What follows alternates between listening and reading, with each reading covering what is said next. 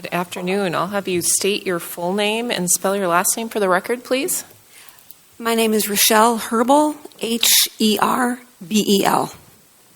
And Ms. Herbel, were you in the room earlier when I went through the penalties for perjury? Yes, I was. And do you understand what perjury is? Yes, ma'am. And being advised of the potential penalties for perjury, do you promise to tell the truth in this case today? Yes. All right, thank you. Go ahead, Mr. Leibel. I'm going to start by asking Rachell, do you own land that is directly impacted by this proposed pipeline? Yes, I do. Okay, can you start for the commission and identify the specific legal description, what section this is? It is Section 13, T140N, R81W. Okay. And now can you give us an idea where this is located for those of us in Bismarck? Yep, so it's north on 83. You take a left on Highway 149, and you just go to where the pavement ends. You hit the gravel, and you take a left there, and we are just south of the construction landfill. Okay. And tell us, we've heard a lot of different people who've talked about kind of, decades of family history, and your position is a little bit different. Tell us how you acquired that property. Oh, my husband heard about the property from a gentleman that he works with. My husband's a physician at Sanford, and so a good friend of his, they were at work one day and told him about this great piece of property that's up there, and so we went and took a look at it, and this was about 2016, 2017, and went up there with the real estate agent, and wow, it's the property is absolutely breathtaking. It is truly God's country up there. It just, I swear I heard the angels singing. It is just beautiful. And so I just said, oh my gosh. And anyway, we bought the property. It's 120 acres. It is just beautiful. It is breathtaking. It is just incredible. So what's your, let me ask first, how are you currently using the property? Well, we bow hunt, and so we have a nice little hunting shack on the property, and so my son and my daughter and my husband, they bow hunt up there, and my son is really into long-range shooting, and so we have several targets out there, and so we're up there a lot, and we just like to go up there too, even if we're not hunting or long-range shooting, just to relax.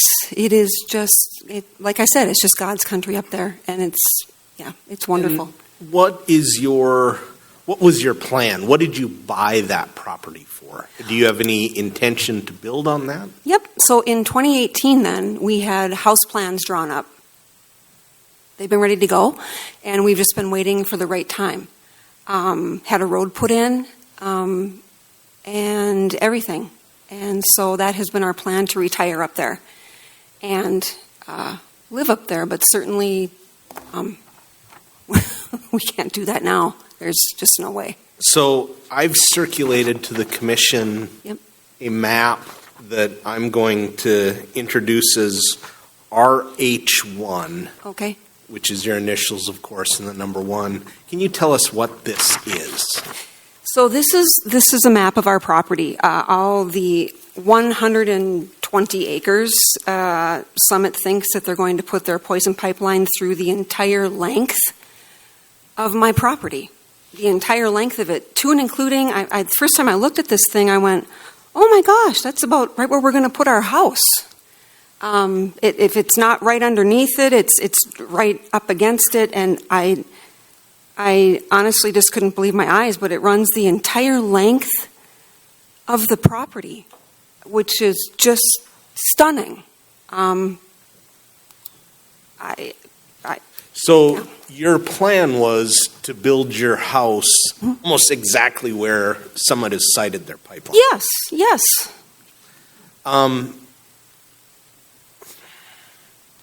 If the commission approves this, the current site of the pipeline, and assuming you're not going to build a basement, would you still build your house in this location?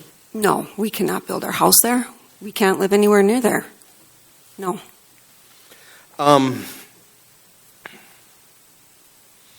One of the documents that Summit has prepared and submitted to the commission states that, they believe that it will take 185 years for Bismarck's growth to reach this proposed pipeline route. And this is kind of a dumb question, but obviously you weren't planning on waiting 185 years. Is that fair? I'm going to object to the extent it mischaracterizes the evidence. Definitely not planning to wait Hang on, 185 years. Hang on. I'm going to note the objection, but she can answer the question. No, not going to be waiting 185 years. That's absurd. Is there any development in the area of your piece of property? Oh, we're surrounded by already established homes. There are a bunch of families, wonderful people that live out there already. Farms, livestock. We're surrounded by people that already live out there. So it's devastating. It is truly devastating. I guess the last couple of more questions. So one of the issues that the commission has been asked is to delay a decision on this until the additional safety regulations are promulgated by PHMSA. Do you have a position on that? Yeah, what's the rush? I mean, ever since the explosion in Sartatia, they've been actively working on safety rules and regulations, and so PHMSA isn't even supposed to be finished with their study until at the very earliest 2024, maybe sometime. And so I have no idea why in the world anybody would even think that this is a decent project to go forward with until that time. So Ms. Herbel, this is kind of your last opportunity. Is there anything you'd like to state to or say to the commission before we close? First of all, Commission, thank you for taking the time to listen to us. My feeling is that it's bad enough that beautiful, I apologize, I get emotional when I'm talking about this. It's bad enough that beautiful pieces of land will be destroyed and devalued, and that crops will no longer be able to flourish. Should this poison pipeline actually go in the ground? But it is a complete and utter disregard for life, people's property, people's safety, and well-being. This proposed pipeline is a dangerous death wish, especially if stuck in the ground along its current route, which essentially engulfs all of Bismarck. And if there's an explosion, actually not if, it's when it will happen, the entire city will be covered in a blanket, potentially of lethal asphyxiant. The current route is the worst possible route, and all of its citizens here in Bismarck are in grave danger. My husband and I are actually having conversations about moving out of Bismarck-Mandan should this actually be allowed to go in the ground, because nobody will be safe. Because it's not a matter of if, or it's a matter of when. There will be a break, there will be a leak, and how many people are going to die? Hundreds, thousands? I mean, I just, so I would implore you, Commission, to really put the safety and well-being of the people of this great city and state at the forefront. Thank you, Mrs. Herbel. I have nothing further. Okay, thank you. All right. Mr. Malberg, any objection to the exhibit? No objection. Any questions? No questions. Mr. Pelham, any objection to the exhibit? No objections and no questions. Thank you. Mr. Pranis, any objection to the exhibit? Objection, no questions. All right, thank you. Mr. Bakke, any objection to the exhibit? No objections. The exhibit is received. Mr. Bakke, did you have any questions? Just a few. Ms. Herbel, am I correct in understanding your husband is a interventional radiologist at Sanford? Yes, sir. Okay, and there's just 2 interventional radiologists working at Sanford presently, is that correct? Right now he has 3 partners, but one has resigned. So there are a total of, well, there are 3 full-time, and then one does IR off and on. And your husband has been very involved in training medical students from University of North Dakota Medical School, correct? Very much so. He loves doing that. In fact, he recently received an award from the medical school, correct? He did. Be fair to say your husband could get a job probably anywhere in the U.S.? He really could.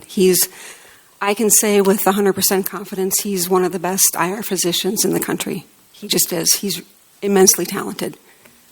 And he's very highly respected in the community, I can tell you that. And because of this possible pipeline, your husband and you are thinking about leaving the community. Yeah, we are having those discussions. Yeah. Agree with me that would be a huge loss to the community here if we lost one of our best or perhaps the best interventional radiologists in town? Medically speaking, yes. Yes, he treats a multitude of stroke patients and cancer patients, yes. I have no further questions. Commissioner Chrisman, any questions? Your Honor, what's the exhibit number? Oh, I'm sorry, RH1. And, ma'am, did you say what quarter your 120 acres are in out of Section 13? Let's see, is it on there? Corridor. I don't think I mentioned a quarter. I'm not, I just have Section Okay, 13. it's not. I'm not really sure. Okay, I'm not certain about a quarter. No problem. No other questions. Commissioner Haugen-Hoffert? Yes. When was your first communication with Summit regarding the pipeline going through your property? We received a letter in the mail. I don't know. A couple of years ago. I don't know. We started receiving letters, and a lady gave me a call, and she was explaining, what it was that Summit wanted to do and everything like that. And I just explained nicely that we have absolutely no interest in having our land destroyed or anything like that. And so she was, she was decent on the phone. Apparently she was fired because she was too honest with people like me on the phone. They got rid of her shortly thereafter because, she was actually helpful and said the truth. So she was dismissed, I guess. And so after refusing to let Summit on our property, I don't know, then we got letters in the mail saying that they were suing us. Does that mean my time's up? Yes. Besides that one lady, did you have any communication with anybody else from Summit? No, just letters. Okay. Just letters in the mail. When did you receive the letter about being sued? About approximately what time? Oh, boy. Gosh, I don't know. I don't have those things with me exactly. I was just getting the timeline and the type of communication you had with Summit. So you had a letter, a lady called regarding survey. You had no interest. Right. You refused. Then you got a letter regarding you were being sued. Yeah, we received several letters from them. There was a letter they made a monetary offer. We just said no. Then they made another monetary offer, and then since we weren't going to let them on our property to survey it and take a peek, then they just decided to sue us. So then we started, the letters got progressively just more aggressive and threatening. They weren't nice letters. I mean, maybe the first one was decent, but the letters got progressively threatening. And so for us, that was just obviously a giant red flag. I mean, that's no way to do business. Okay, thank you. I have no further questions. Mr. Dawson, any questions? No questions. Thank you. Any redirect? I just have one question. So the commissioner was asking about discussions with Summit. Did you have a recent discussion with some of Summit's people? Oh, well, I had an encounter with some of Summit's people. Unbeknownst to me, a neighbor of ours called my husband at the hospital and let him know that Summit was on our property. Like a bunch of them were on our property, swarming our property, and so. And just so we're clear, this is after, so you were sued, and the judge ruled that Summit could have access, which is something that we're currently appealing. Right. I wanted to make sure that was clear that Summit had a court order at that point. But you can go ahead. Yeah, I wasn't. I wasn't certain. I didn't really know about the court order at the moment that I received the phone call that Summit was on our property. So I went up there, and there were a bunch of trucks parked on the road, and there were about 6 or 7 people on the property with digging equipment and all this stuff. And I don't know.